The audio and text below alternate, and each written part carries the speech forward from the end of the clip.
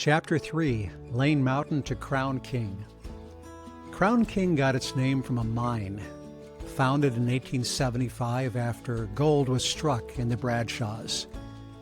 By the 1880s, the town had a population of more than 1,000, a hotel, a Chinese restaurant, and the saloon that still pours drinks today.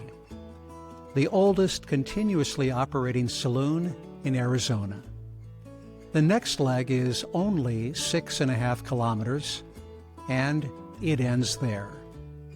From Lane Mountain at kilometer 52, we travel 6.5 kilometers to Crown King at kilometer 58.5, 60 meters of climbing, 467 meters of descent.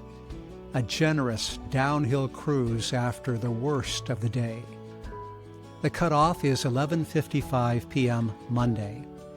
My projected arrival is 8:41 p.m. Monday, just after dark.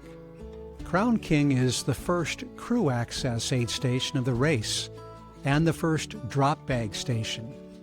I am budgeting 15 minutes here. The next aid station is Arastra Creek, 23.4 kilometers further on. No crew, no drop bag. Roughly 5 hours of night running between us and it.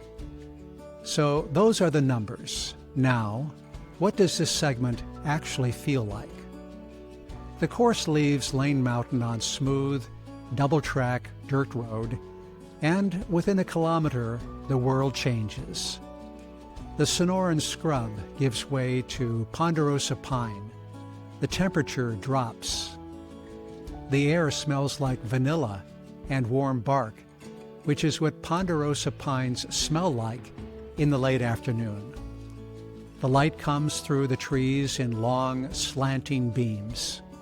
After 11 hours of desert running, this is the gift the Bradshaws have been holding for us. A quick left turn at the bottom of the descent, and we are in Crown King.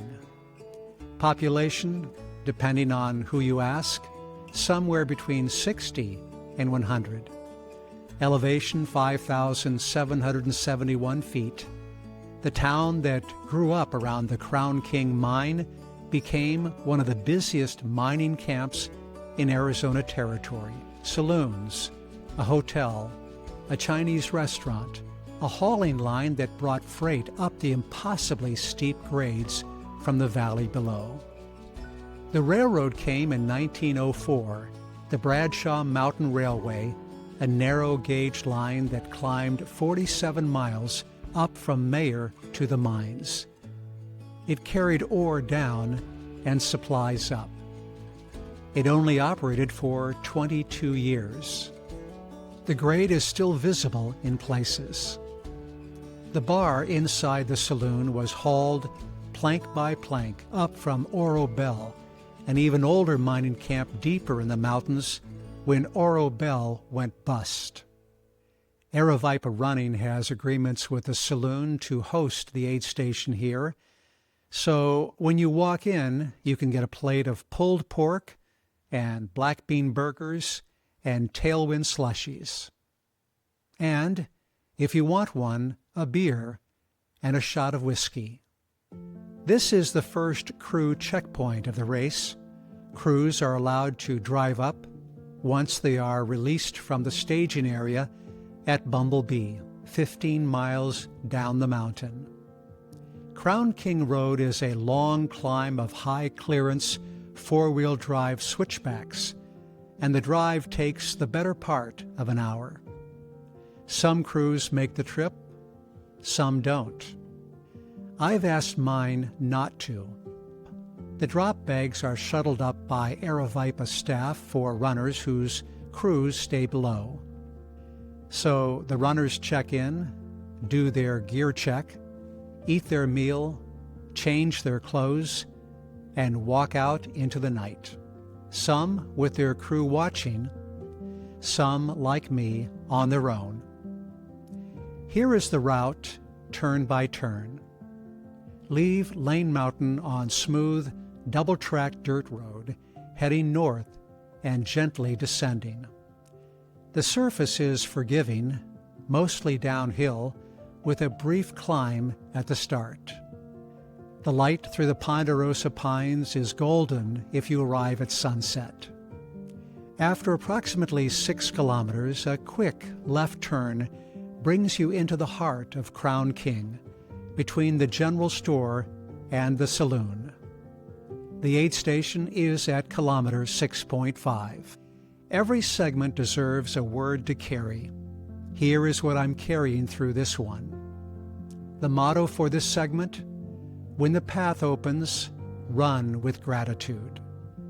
And the prayer: Lord of Refuge, thank you for bringing me up out of the heat and into the cool of the pines. Thank you for the kindness of this town, for the volunteers who serve, for the food on the table, for the warmth of fellowship at this halfway stop in the dark. Settle my heart. Help me to do here what needs to be done, to feed my body, to dress for the cold, to prepare for the long night ahead, without lingering past the time you have given me. Bless my crew who waits for me down the mountain. Bless those who carry our drop bags up these roads.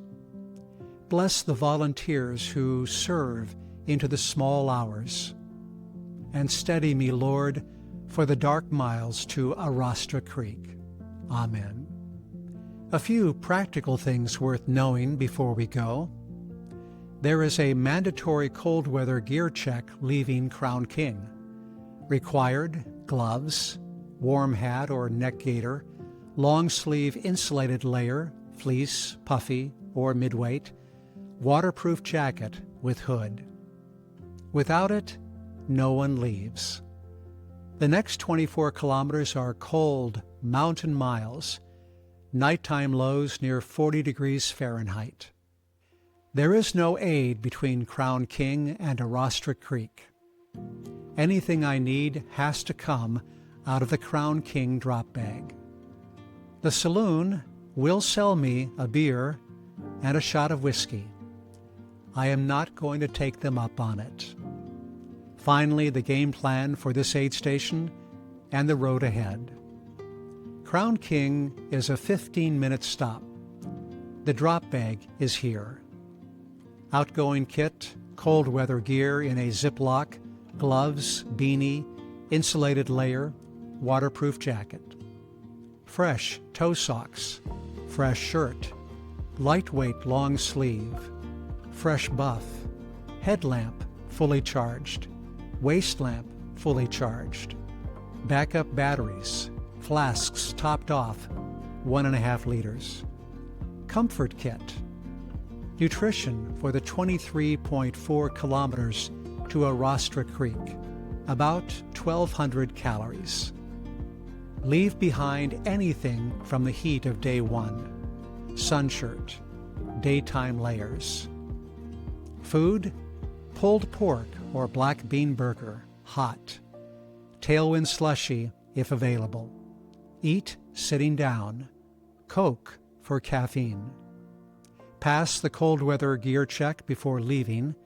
The race will hold runners at the door if anything is missing. 15 minutes is the budget. Full gear transition and the gear check all need to fit inside that window. Do not let it stretch. Next chapter, Crown King to Arastra Creek, 24 kilometers of dark mountain trail, the first night of the race, and the temperature dropping toward freezing.